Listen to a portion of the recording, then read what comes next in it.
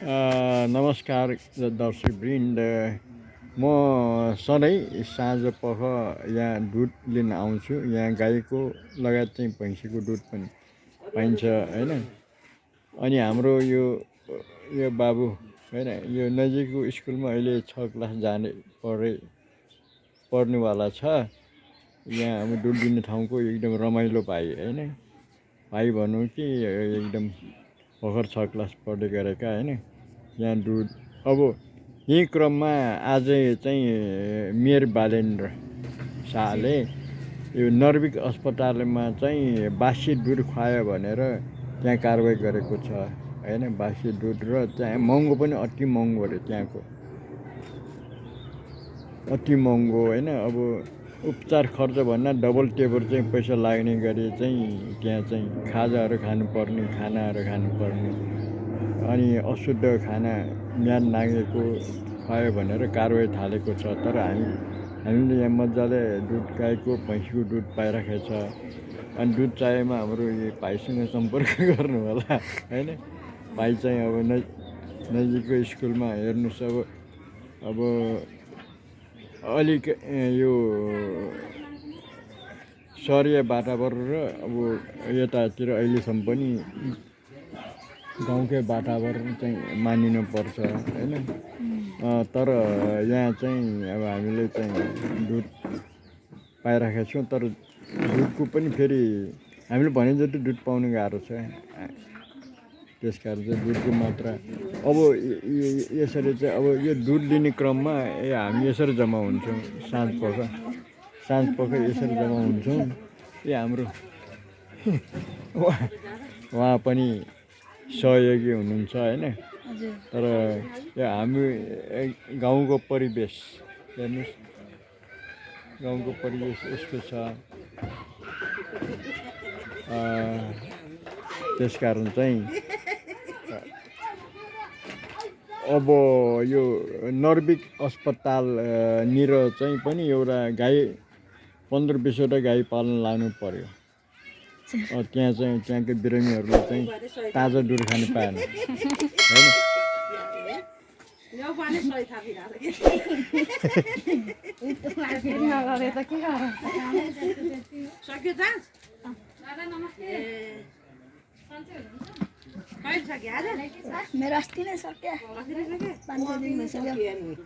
अनि यहाँको आन्टी अस्ति अपरेसन गरेको कुन हस्पिटलमा?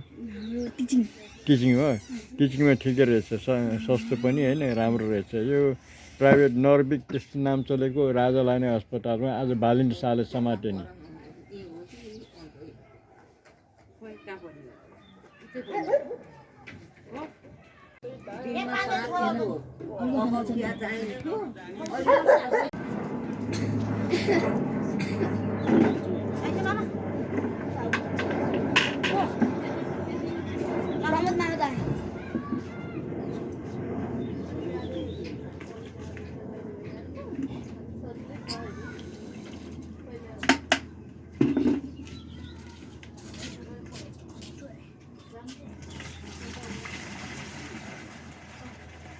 यसरी दुध खन्याउने हो हाम्रो।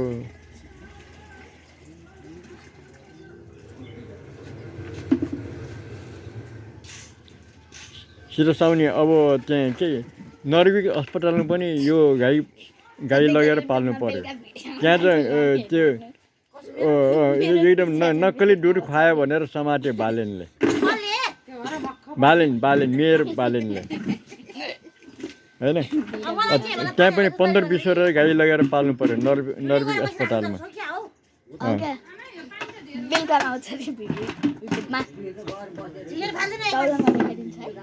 ल हाम्रो सीता साउनी हामीलाई दुध खुवाउने, ताजा दुध। नर्विक अस्पताल पनि उहाँलाई जानु भनेर आग्रह गरिराखेको छु।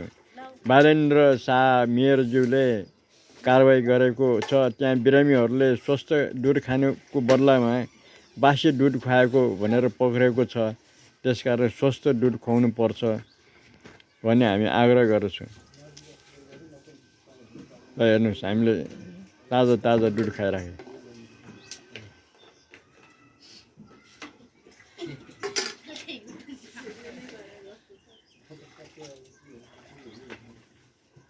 यो अरू अरू तीनटा भाषामा आउँछ। चाइनिज, जर्मन र इङ्ग्लिसमा 3 भाषामा म प्रसारण गर्छु। ल हेर्नुहोस्, अब मेरो लागि पनि दुध हाल्दै हुनुहुन्छ हाम्रो साउनी, हाम्रो सीता साउनी मेरो लागि पनि दुध हाल्दै हुनुहुन्छ।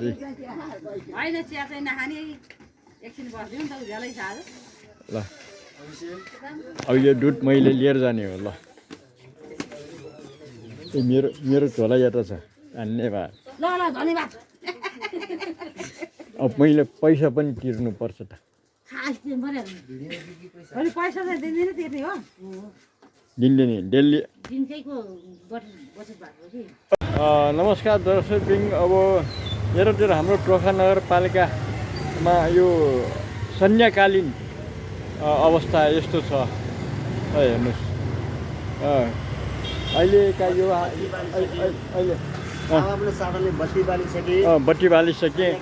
अनि अर्को एउटा कुरा यहाँहरूमा पस्कन चाहन्छु। अहिलेको युवाहरूमा एउटा जोस जाँगर केमा छ भने स्पिडमा बाइक कुदाउने अनि चाहिँ मोबाइल चाहिँ हेरेर बाटो केही पनि नदेख्ने यस्तो जोस चलेको छ युवाहरूमा, हैन?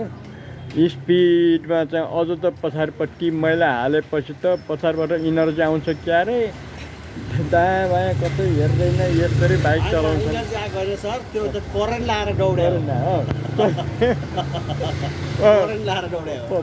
पछाडि चाहिँ मैला हालेपछि पछाडिबाट करेन्ट लाग्छ क्यारे, अनि तुफानले बाइक कुदाउँछ अहिले हाम्रा युवाहरू, होइन? त्यस कारण चाहिँ हाम्रो साउजीले पनि समर्थन गर्दै हुनुहुन्छ। किनभने अब अहिलेको युवाहरूलाई अलिकति हल्का करेन्ट लगाइदिनु पर्छ त तुफानले बाइक कुदाउँछ। यस्तै भन्ने गर्दाखेरि अब मोबाइल खेलाएपछि मान्छेलाई बाटोमा गाडी आएको सवारी आएको केही पनि देख्दैन, एक धुनमा यसरी चाहिँ हिँड्छन् कि अब बाइक चालकले, गाडी चालकले बचाइदियो नभए आफू बच्नेवाला छैन, यस्तो स्थिति छ। अब यी भिजन भएका युवाहरूको यस्तो स्थिति छ। धन्यवाद।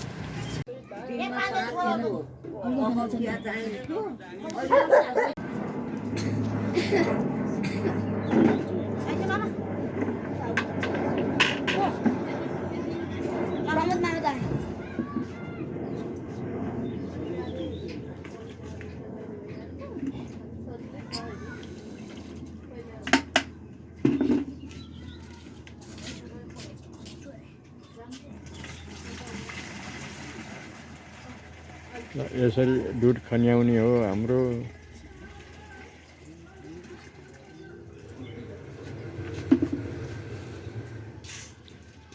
सिरसाउने अब त्यहाँ के नर्विक अस्पतालमा पनि यो गाई लगेर पाल्नु पर्यो।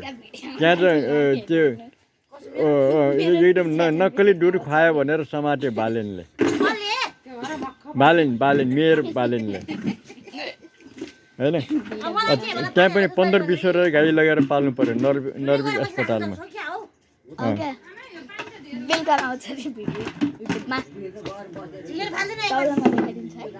ल हाम्रो सीता साउनी हामीलाई दुध खुवाउने, ताजा दुध। नर्विक अस्पताल पनि उहाँलाई जानु भनेर आग्रह गरिराखेको छु।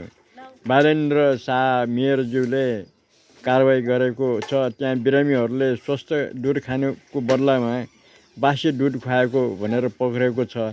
त्यसकारण स्वस्थ दुध खुवाउनु पर्छ भन्ने हामी आग्रह गर्छौँ। ल हेर्नुहोस्, हामीले ताजा दुध खाइराखेको।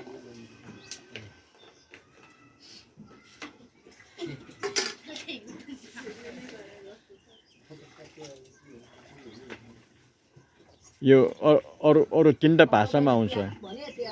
चाइनिज, जर्मन र इङ्ग्लिसमा 3 भाषामा म प्रसारण गर्छु। ल हेर्नुहोस्, अब मेरो लागि पनि दुध हाल्दै हुनुहुन्छ हाम्रो साउनी, हाम्रो सीता साउनी मेरो लागि पनि दुध हाल्दै हुनुहुन्छ। ल अब यो दुध मैले लिएर जाने हो। ल ए मेरो झोला यता छ धन्यवाद ल ल धन्यवाद अब मैले पैसा पनि तिर्नुपर्छ त खास दिन पर्यो अनि पैसा चाहिँ दिँदैन तिर्ने हो दिनदिनै डेली दिनकैको बचत भएको कि